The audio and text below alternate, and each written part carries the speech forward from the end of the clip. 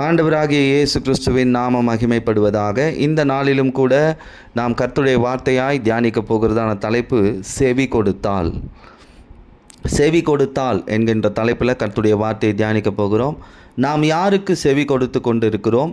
நாம் யாருக்கு செவி கொடுக்க வேண்டும்? நாம் எதற்கு செவி கொடுத்தால் நல்லது?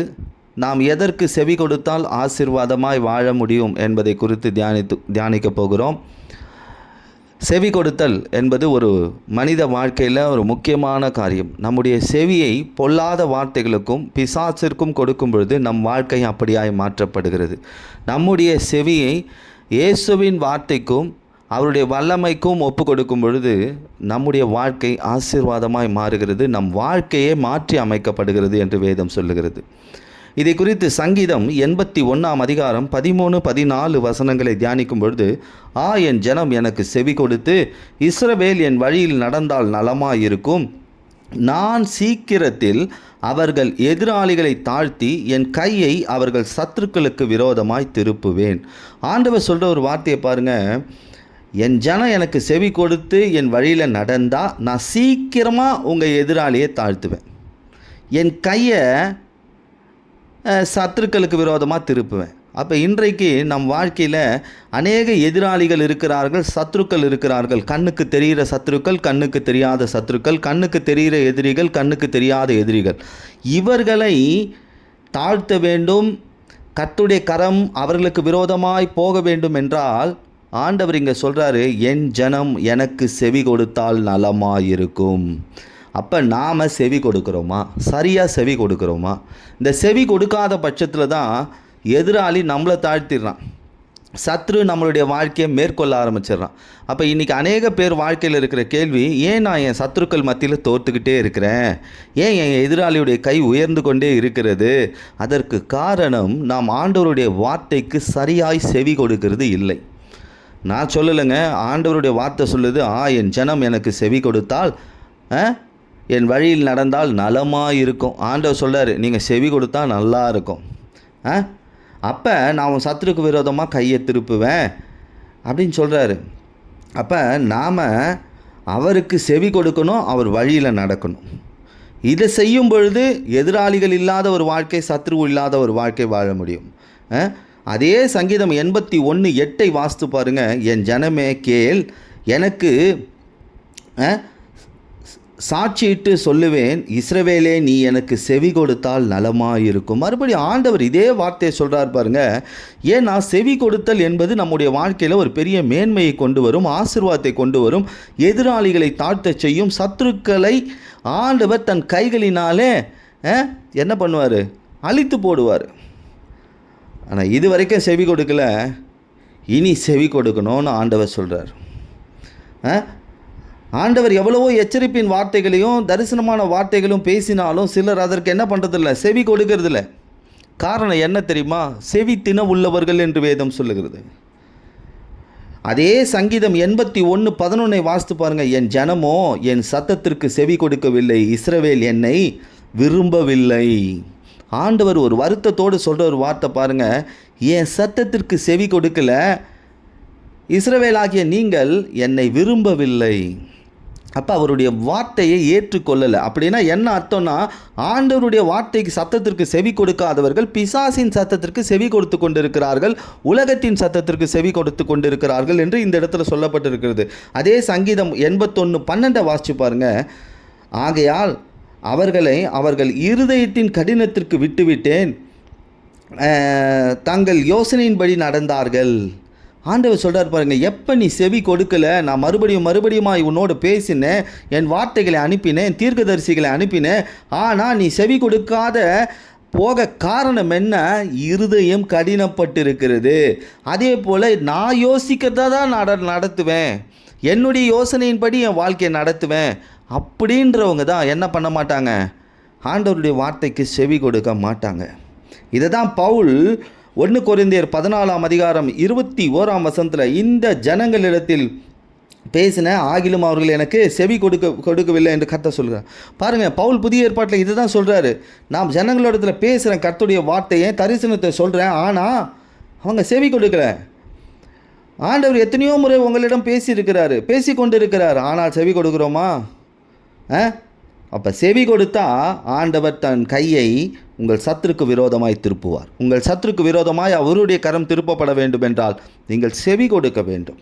அப்போ பொல்லாத வல்லமைகள், அசுத்தாவிகள், மனிதர்கள், சத்துருக்கள், மந்திரவாத வல்லமைகள், வியாதிகள், இதையெல்லாம் கீழ்ப்படுத்த அவர் ஆயத்தமாக இருக்கிறாரு. ஆனால் ஒன்றே ஒன்று செய்யணும், அவருக்கு செவி கொடுக்கணும். இவர்கள் இந்த சத்தத்திற்கு அவர்கள் செவி கொடாமல் போக காரணம் என்ன? இந்த ஜனங்கள் கர்த்தருடைய வார்த்தையை கேட்கிறார்கள், தீர்க்க தரிசனத்தை கேட்கிறார்கள், ஆனால் செவி கொடுக்க மாட்டுறாங்க. அதற்கு காரணம் என்ன அப்படின்னா, எரோமியாவின் புத்தகம் 3ஆம் அதிகாரம் 13ஆம் வசனம் நான் சுருக்கமாய் சொல்லி கொண்டிருக்கிறேன். அவர்கள் ஆண்டவருக்கு விரோதமாய் துரோகம் செய்தார்கள். அதே இடத்துல பாருங்களேன், அந்நியோரோட சோரமாய் நடப்பது. அதே போல் இந்த சோரமாய் நடப்பது, என் சத்தத்திற்கு செவி கொடுக்காமல் போனதை ஒத்துக்கொள் என்று கர்த்தர் சொல்கிறார்னு சொல்லப்பட்டிருக்கு. அப்போ இந்த இடத்துல 2 காரியம் நடக்குது பாருங்கள். துரோகம், இயேசுவுக்கு செய்யக்கூடிய துரோகம். அதே போல் அந்நியரோடு சேர்ந்து போகிறது, அந்நிய நுகத்தோடு பிணைக்கப்படுது. இது எப்படின்னா, ஒரு கழுதையும் ஒரு எருதையும் ஒரே வண்டியில் பூட்டி நடத்த முடியுமா? இல்லை உழ முடியுமா? கழுதை ஒரு பக்கம் போகும், காலை ஒரு பக்கம் போகும். அதுபோல் தான் அந்நிய நுகத்தோடு நீ சேர்க்கப்பட்டிருக்கிற ஆளே என்ன பண்ணப்படுமா, உன் வாழ்க்கையில் கர்த்தருடைய வார்த்தையை செவி கொடுக்க முடியாதபடி தடையாக இருக்குமா. அதே தானியேல் 9ஆம் அதிகாரம் 11ஆம் வசனத்தில் செவி கொடாமல் விலகி போனதினால் சாபமும் ஆக்கினியும் வந்தது. கடவுளுடைய வார்த்தைக்கு செவி கொடுக்கல, ஆகையால் தண்டனை வருது, சாபம் வருது, ஆக்கினை, நியாய தீர்ப்பு வந்துருச்சு. அப்போ செவி கொடுத்தல் எவ்வளோ முக்கியம் பாருங்கள். ஆண்டவர் என் ஜனம் செவி கொடுத்தால் நலமாக இருக்கும்னு சொன்னார்னா அதற்கு காரணம் இந்த ஜனங்கள் சாபத்திற்குள்ளும் ஆகினைக்குள்ளும் போகக்கூடாது. செவி கொடுக்காத போகிறதுக்கு காரணம் என்ன? இயேசுவுக்கு விரோதமாக துரோகம் செய்கிறது, அந்நியர்களோடு ஐக்கியம் வச்சுக்கிறது. இயேசுவை பார்க்கும்போது இயேசுவே இயேசுவேன்னு சொல்கிறது, பொல்லாத மனிதர்களோடு பார்க்கும்போது நீங்கள் தான் எனக்கு எல்லாமேன்னு சொல்கிறது. பாருங்கள், உலகத்தோட ஐக்கியம். என்னாகமம் 14ஆம் அதிகாரம் 22ஆம் அதிகாரம் 23ஆம் வசனம் சுருக்கமாய் சொல்லுகிறேன். அவர் தன் மகிமையையும் அடையாளங்களையும் வனாந்திரத்திலே காண்பித்தும் அவர் சத்தத்திற்கு செவி கொடுக்கவில்லை. இதோ 10 முறை பரீட்சை பார்த்தார்கள். இதன் விளைவு என்ன பாருங்க, பிதாக்களுக்கு ஆணையிட்டு கொடுத்த கானான் தேசத்தை காண மாட்டார்கள். அதாவது வாக்கு தத்தங்களை சுதந்திரத்து கொள்ள முடியாது என்று சொல்லுகிறார். மகிமையை பார்க்குறாங்க, அடையாளங்களை பார்க்குறாங்க, அற்புதங்களை பார்க்குறாங்க, ஆனால் சத்தத்திற்கு செவி கொடுக்கல. 10 முறை பரீட்சை பார்க்குறாங்க, ஆண்டவரையே பரீட்சை பார்க்குறாங்க, ஆண்டவரையே என்ன பண்ணுறாங்க, பரீட்சை பார்க்குறாங்க. எப்படியும் ஆண்டவர் கைவிட்ட மாட்டார், ஆண்டவர் எப்படியும் காப்பாற்றிடுவார், ஆண்டவர் எப்படியும் நடத்திடுவார், ஆண்டவர் எப்படியும் கொடுத்துருவார், ஆண்டவர் நம்மளை மன்னிக்கிறதுல பெரிய கிருபை உள்ளவராக இருக்கிறார் அப்படின்னு பரீட்சை பார்க்குதல். இதுதான் மகிமையை பார்த்தும் அடையாளத்தை பார்த்தும் அற்புதங்களை பார்த்தும் செவி கொடுக்கவில்லை. அதனால் என்ன விளைவா? ஆண்டவர் சொல்லியிருப்பார், உன்னை ஆசீர்வதிப்பேன், உன்னை பெருமைப்படுத்துவேன், உன் சத்துருக்களை தோற்கடிப்பேன், உன்னோட நான் இருப்பேன். அந்த வாக்கு தத்தங்கள் நிறைவேறாமல் போகிறது. அப்போ நிறைய பேருடைய வாழ்க்கையில் வாக்கு தத்தங்கள் நிறைவேறாமல் போக காரணம் செவி கொடுக்காமல் இருப்பது. கர்த்தருடைய வார்த்தைக்கு செவி கொடுக்கறது இல்லை. அப்போ செவி கொடுத்தால்தான் நம்முடைய வாழ்க்கை நல்லா இருக்கும், ஆசீர்வாதமாக இருக்கும். சத்துருக்கள், எதிராளிகள் எல்லாம் விழுந்து போவாங்க. அப்போ யாருக்கு செவி கொடுக்கணும்? யாருக்கு செவி கொடுக்கணும்னு வேதம் சொல்லுது. உபாகமம் 18ஆம் அதிகாரம் 15வது வசனத்தில், உன் தேவனாகிய கர்த்தர் உன் மத்தியில் ஒரு தீர்க்கதரிசி எழுப்புவார், அவருக்கு செவி கொடுப்பீர்களாக. அதே 18வது வசனம் 18 உபாகமம் 18ஆம் அதிகாரம் 18வது வசனத்தில், தீர்க்கதரிசி எழுப்புவேன், என் வார்த்தைகளை அவர் வாயிலே அருளுவேன், நான் அவர்களுக்கு கற்பித்ததையெல்லாம் அவர்கள் சொல்லுவார். அதே 19வது வசனம், என் நாமத்தினாலே அவர்கள் சொல்லும் வார்த்தைகளுக்கு செவி கொடுக்காதவன் எவனோ அவனை நான் விசாரிப்பேன். அப்போ முதலாவது ஆண்டவர் தீர்க்கதரிசிகளை அனுப்புகிறார். உங்கள் வாழ்க்கைக்கான தீர்க்க தரிசனங்கள், நடந்து கொண்டு இருக்கிற தீர்க்க தரிசனம், நடக்க போகிற காரியங்களை குறித்தும் தரிசனமாய் ஆண்டவர் பேசுவார். அதை கேட்கவில்லை என்றால் அதை ஆண்டவர் விசாரிப்பார். ஆண்டவர் பலமுறை எச்சரிப்பின் வார்த்தைகளையும் ஆசீர்வாதமான வார்த்தைகளையும் தீர்க்க தரிசனமாய் சொல்லும் பொழுது அதை நாம் எடுத்துக்கொள்ள வேண்டும். அப்போ யாருக்கு செவி கொடுக்கணும்? கர்த்தர் அனுப்புகிற தீர்க்கதரிசிகளுக்கு செவி கொடுக்கணும். அது சொல்லியிருக்கு பாருங்கள், உங்கள் மத்தியில் ஒரு தீர்க்கதரிசி எழும்புவான், அவருக்கு செவி கொடுங்க. ஏன்னா என் வார்த்தைகளை அவன் வாயில் வச்சு நான் உங்களுக்கு அனுப்புகிறேன். அவன் என் நாமத்தினால சொல்லக்கூடிய வார்த்தைகளுக்கு செவி கொடுக்கல, அசட்டை. இந்த அசட்டை எங்கே ஆரம்பிக்குது தெரியுமா? பரவாயில்ல, சொன்னால் நடந்துருமா, நடக்கும்போது பார்க்கலாம். இந்த எண்ணம் யாருக்கு வரும்? செவி கொடுக்காதவர்களுக்கு. அப்படின்னா யாருக்கு? இயேசுவுக்கு துரோகம் பண்ணுகிறவங்க, அந்நிய நுகத்தோடு சேர்ந்து சோரம் போனவங்க, விலகி போகிறவங்க, இவங்களுக்கெல்லாம் இப்படி ஒரு எண்ணம் இருக்கும். பார்த்துக்கலாம், நாளைக்கு என்ன நடக்க போகுது பார்த்துக்கலாம், நாளைக்கு என்ன நடந்தால் என்ன, இன்றைக்கி நல்லா இருக்குமே, நாளைக்கு அதை நாளைக்கு பார்த்துப்போம். அப்படியெல்லாம் இல்லை. ஆண்டவர் நாளைய தினத்தை குறித்தும் உங்களுக்கு தரிசனம் சொல்லி கொண்டு இருக்கிறார். அப்போ தீர்க்க தரிசிகளுக்கு செவி கொடுக்கணும். அவர் அனுப்பக்கூடிய தீர்க்க தரிசிகளுக்கு செவி கொடுக்கணும். ரெண்டாவது பாருங்கள், ஏசாயா 1:10 வசனம், ஜனமே நமது தேவனுடைய வேதத்திற்கு செவி கொடுங்கள். அப்போ ரெண்டாவது கர்த்தருடைய வேதம், கடவுள் நமக்காக கொடுத்த அந்த வேதாகம வார்த்தைகளுக்கு செவி கொடுக்க வேண்டும். முதலாவது தீர்க்கதரிசிகளுக்கு செவி கொடுக்க வேண்டும், ரெண்டாவது வேத வார்த்தைகளுக்கு செவி கொடுக்க வேண்டும். செவி கொடுத்தா சமாதானம், இடர்கள் கிடையாது. இங்கே செவி கொடுக்கறது இல்லை, அந்த நேரத்துக்கு பைபிள் படிக்கிறது, அந்த நேரத்துக்கு பைபிளில் இருக்கிற வசனத்தை எடுத்து வாசிக்கிறது, அப்படி இல்லை. ஒரு வசனத்தை வாசித்தாலும் அது தீர்க்கமாய் மனதில் எழுதப்பட்ட வார்த்தைகளாக இருக்க வேண்டும். அப்போ முதலாவது தீர்க்க தரிசிகளுக்கு செவி கொடுக்க வேண்டும், ரெண்டாவது வேத வசனங்களுக்கு செவி கொடுக்க வேண்டும். அப்போஸ்தலர் நடபடிகள் 2:14 வசனத்தில் ஊழியர்களுக்கு செவி கொடுக்கணும். அப்போ பாருங்கள், பேதுரு எழுந்து நின்று ஜனங்களே என் வார்த்தைகளுக்கு செவி கொடுங்கன்னு சொன்னான். இப்போ ஊழியர்களுக்கு செவி கொடுக்கணும். ஊழியர்கள் ஒன்றும் தங்களுடைய வார்த்தைகள் எடுத்து பேசுறதில்ல. கர்த்தர் கொடுக்குற வார்த்தைகளையும் வேதாகமத்தில் இருக்கிற வார்த்தைகளையும் எடுத்து என்ன பண்ணுறாங்க? பேசுகிறாங்க, தரிசனங்களை பேசுகிறார்கள். கர்த்தருடைய வார்த்தைக்கு செவி கொடுக்கணும். முதலாவது தீர்க்க தரிசிகளுக்கு செவி கொடுக்கணும், ரெண்டாவது வேத வார்த்தைகளுக்கு செவி கொடுக்கணும், மூன்றாவது ஊழியர்களுக்கு செவி கொடுக்கணும். நான்காவது நான் சொல்ல பாருங்க, மத்தேயு 17:5 வசனம், இது முக்கியமான வசனம். இயேசுவுக்கு செவி கொடுக்கணும். இவர் என் நேசகுமாரன், இவருக்கு செவி கொடுங்கள் என்று மேகத்திலிருந்து ஒரு சத்தம் உண்டாயிற்று. வானத்திலிருந்து சத்தம் கேட்குது. இயேசு ஞானஸ்நானங்க எடுத்து எழும்பும்போது இயேசுவின் வார்த்தைக்கு செவி கொடுங்க. இது ரொம்ப முக்கியம். ஏன்னா அன்றைக்கு இயேசு பூமியில் இருந்தார், மரித்தார், உயிரோடு எழும்பினார், பரலோகம் சென்று விட்டார். இன்றைக்கு இயேசுவின் வார்த்தையை நாம் எப்படி கேட்டுக்கொண்டிருக்கிறோம்? தீர்க்கதரிசிகள் வழியாகவும், ஊழியர்கள் வழியாகவும், வேதாகமத்தின் வழியாகவும் கேட்டுக்கொண்டிருக்கிறோம். அப்போ யாருக்கு செவி கொடுக்கணும்? தேவ ஊழியர்களுக்கும், தீர்க்கதரிசிகளுக்கும், கர்த்தருடைய வார்த்தைக்கும், ஆண்டவராக இயேசுவுக்கும் செவி கொடுக்கணும். அப்போ செவி கொடுத்தீங்கன்னா உங்கள் எதிராளிகள் தாழ்த்தப்பட்டு போவார்கள். உங்கள் விரோதிகள், உங்கள் சத்துருக்களுக்கு விரோதமாக ஆண்டவராக இயேசுவானவர் தன் கையை திறப்புவார். அப்போ செவி கொடுக்கலன்னா பிரச்சனை நம்மக்கிட்ட இருக்குது. என்ன பிரச்சனை இருக்குது? ஏன் செவி கொடுக்கல? அங்கே இயேசுவுக்கு விரோதமான துரோகம், அந்நியர்களோட சோரம் போகிற ஒரு வாழ்க்கை, செவி கொடுக்காமல் விலகி போகிறது.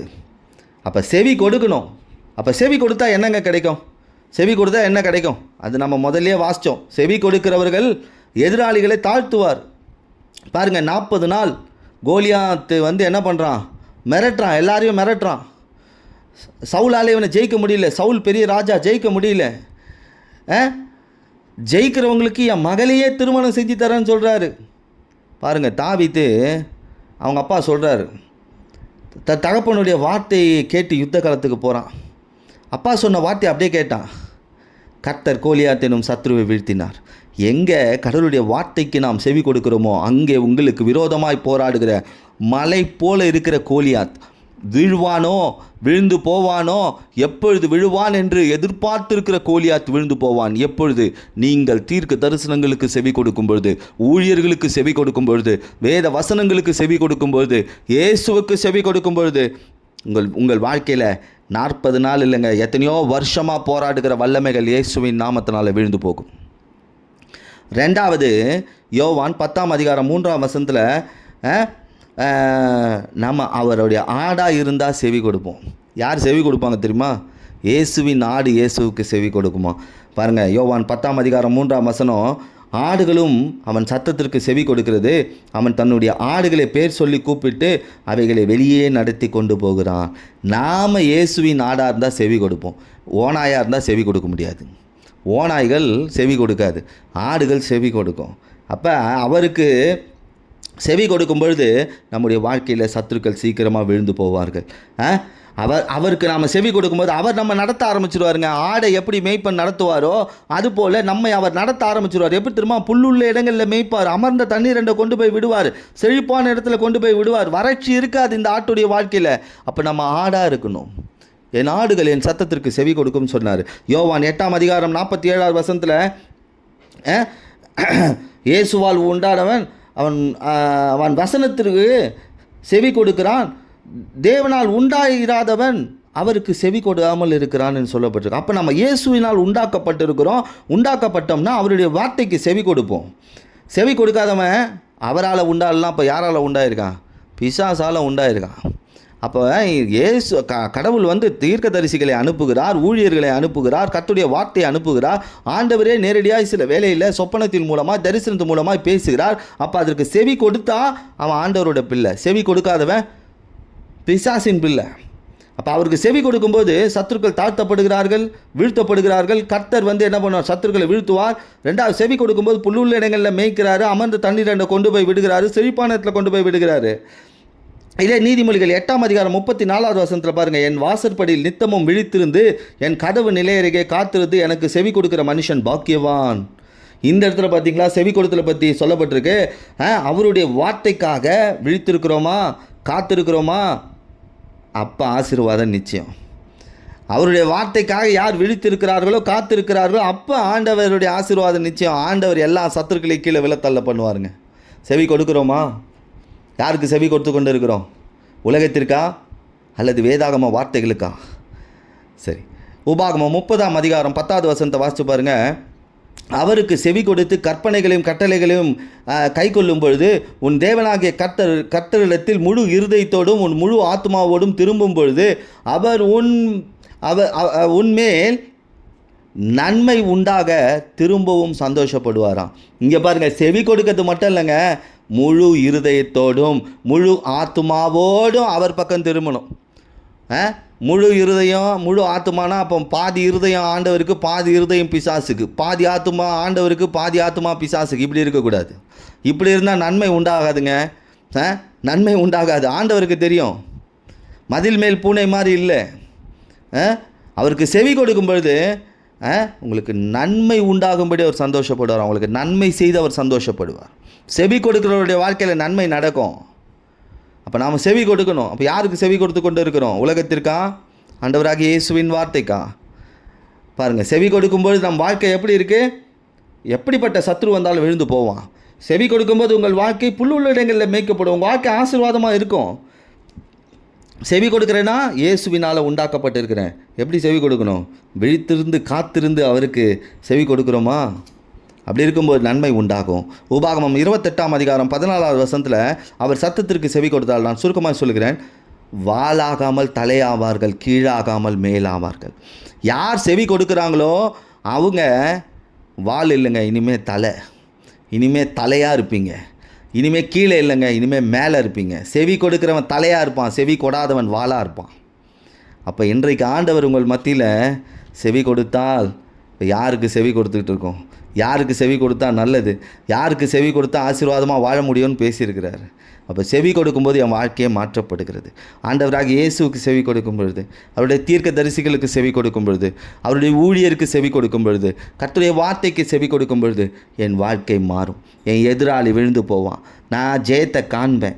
என் வாழ்க்கையில் ஒரு செழிப்பு உண்டாகும். என் வாழ்க்கையில் ஒரு ஆசீர்வாதம் உண்டாகும். அதே போல் எனக்கு நன்மை உண்டாகும். நான் கீழாமாக மேலாவேன். நான் வாளாகாமல் தலையாவேன். எத்தனை பேர் சொல்ல முடியும்? ஆனால் நான் செவி கொடுக்காதவனாக இருக்கும் பொழுது என் வாழ்க்கையில் ஆண்டவர் எனக்கு செவி கொடுப்பார் என்பது அதிக நிச்சயம் கிடையாது. நானே செவி கொடுக்கல அப்படின்னும் போது ஆண்டவர் மட்டும் நம்ம ஜபங்களுக்கு செவி கொடுப்பாரா? கொஞ்சம் உங்களை நீங்களே உய்ந்து ஆராய்ந்து பாருங்கள். உங்களுக்குள்ளே ஒரு கேள்வியை கேட்டு பாருங்கள். நான் சொன்ன வார்த்தையின்படி செவி கொடுத்து கொண்டு இருக்கிறேனா? இந்த வார்த்தையின்படி என் வாழ்க்கை நடந்து கொண்டு இருக்கிறதா என்று நீங்கள் உங்களையே ஆராய்ந்து பாருங்கள். நீங்கள் இன்று செவி கொடுக்கவில்லை என்றால் இப்பொழுதாவது ஆண்டவர்கிட்ட ஒப்புக்கொடுங்கள். ஆண்டவரே, என் செவிகள் திறந்திருக்குது உமது வார்த்தை கேட்கும்படி, உமது அதிசயத்தை பார்க்கும்படி என் கண்கள் திறந்திருக்கிறது, உமது மகிமை காணும்படி என் சரீரம் காத்திருக்கிறது என்ற ஆண்டவரத்தில் ஒப்புக்கொடுங்கள். நிச்சயமாகவே ஆண்டவர் உங்கள் வாழ்க்கையை உயர்த்தி ஆசீர்வதிப்பார். ஆமென்.